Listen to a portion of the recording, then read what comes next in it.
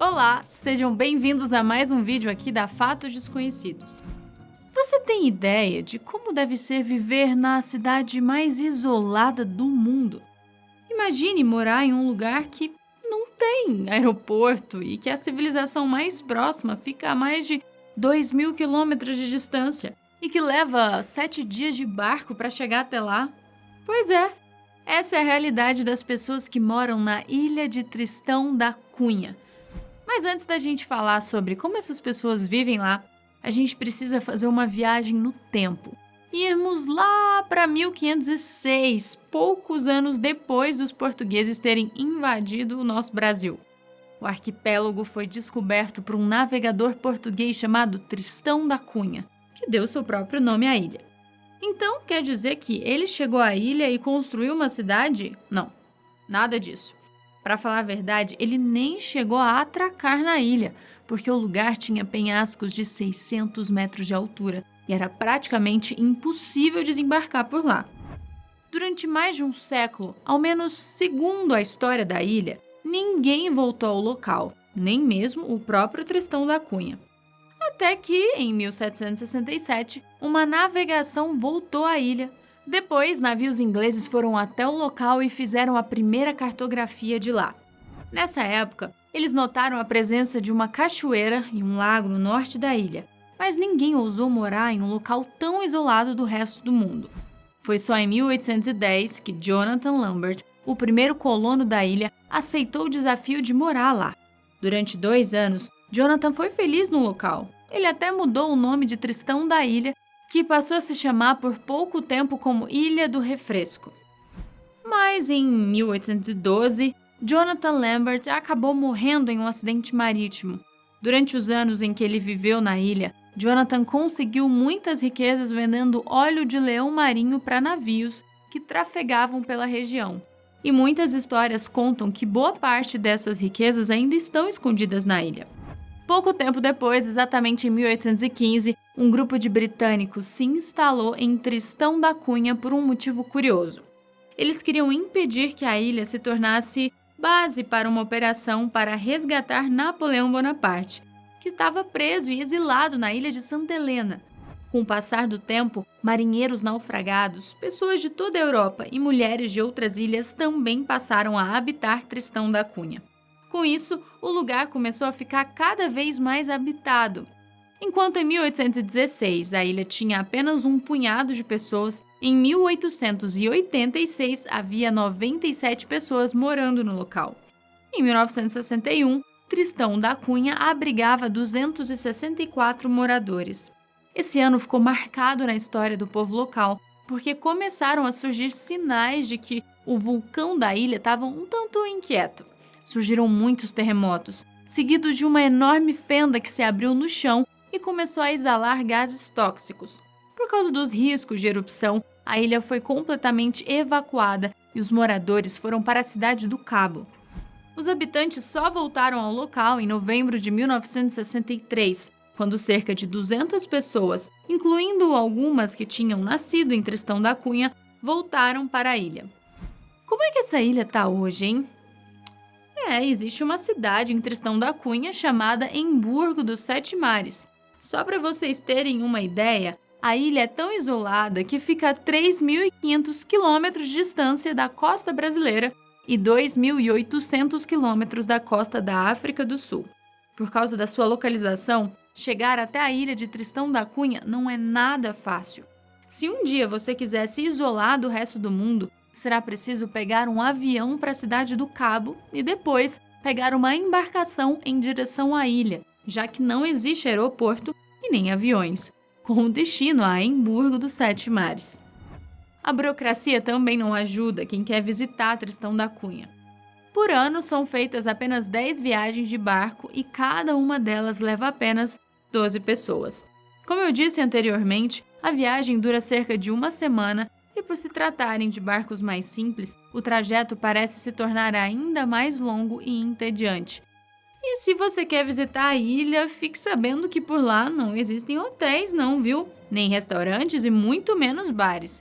Caso você queira se hospedar, é bom ser simpático com os moradores da ilha, porque eles costumam cobrar uma boa quantia para dormir na casa deles. A boa notícia é que o preço já inclui as refeições, mas a má notícia é que a ilha tem apenas um canal de televisão do exército inglês e a internet funciona muito mal. As praias não são seguras para nadar e chove em boa parte do ano. Além disso, gente, existe um vulcão no meio da ilha. Então, o que há de bom para fazer em Tristão da Cunha? Na verdade, não há quase nada de interessante na ilha, mas se você buscar isolamento total, talvez lá seja o lugar correto. Tristão da Cunha abriga hoje cerca de 268 pessoas, das quais são divididas em 70 famílias, quase todas elas de agricultores. A eletricidade é gerada a partir de geradores a diesel, então esqueça qualquer tipo de conforto como ar-condicionado ou qualquer coisa do tipo. No mais, a vida dos moradores da ilha é, digamos assim, pacata, exceto quando o vulcão entra em erupção. Além das atividades de agricultura, os habitantes do lugar ganham a vida pescando, vendendo lembranças, artesanatos e selos postais do local. Ficou interessado em levar uma vida sossegada em Tristão da Cunha? Bom, em 2016, por exemplo, surgiu uma vaga de mecânico para cuidar dos carros, tratores e outros equipamentos agrícolas dos habitantes. O salário girava em torno de 25 mil libras esterlinas, algo que na época dava cerca de 130 mil reais por ano. Embora seja provável que a ilha esteja fechada para visitantes por causa da pandemia, de vez em quando surgem oportunidades de emprego na ilha. E aí, teria coragem de morar na ilha Tristão da Cunha? Se você preferir, pode morar em outras cidades tão isoladas quanto essa ilha. Na Groenlândia, por exemplo, há um dos lugares mais inacessíveis do mundo. Lá nas terras remotas do Ártico, há uma cidade de nome bem esquisito que eu nem sei pronunciar. Lokhotrabenimit. Eu nem sei se é assim que pronuncia e provavelmente não é não, mas deu para entender. Quer dizer, acho que não. A cidade está na costa leste da Groenlândia e costuma aparecer nos rankings de lugares mais isolados do mundo. São apenas alguns comércios para todos os 450 habitantes do local.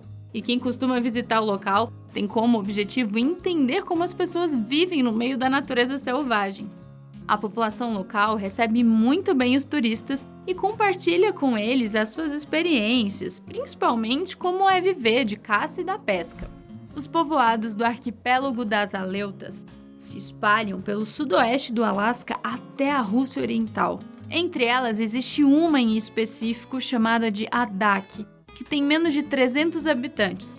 Durante a Segunda Guerra Mundial, o local foi base naval e hoje tem o título da cidade mais austral e remota do Alasca. Por fim, caros amigos, eu quero falar do povo mais isolado do planeta. Só que nesse caso, não é porque eles vivem em um lugar de difícil acesso ou coisa assim. Na verdade, eles são isolados porque querem, pois têm medo do que possa acontecer caso façam contato com o resto do mundo. Eu tô falando do povo que mora na Ilha Sentinela do Norte, que fica escondida entre a Índia e o Myanmar, no sudeste da Ásia. Há alguns anos, o lugar chamou atenção quando um missionário chamado John Shaw acabou invadindo a ilha e sendo morto pelos nativos dela. Esse e outros casos de pessoas que foram mortas servem como um importante aviso. As pessoas que vivem lá não querem contato com ninguém.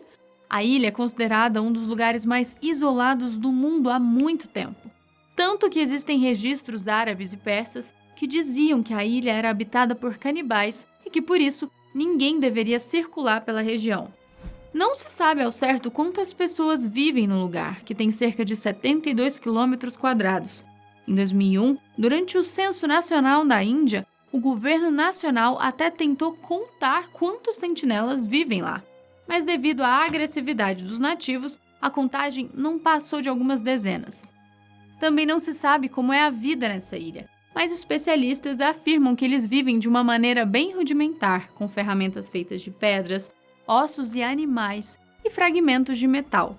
Não se sabe também se eles são agricultores ou se apenas coletam alimentos na natureza, mas a moda por lá se baseia apenas em folhas, cordas e tiaras na cabeça. Isso é o pouco que a gente conseguiu descobrir sobre o estilo de vida das cidades mais isoladas do mundo. Por hoje é isso, mas nos vemos nos próximos vídeos aqui do canal.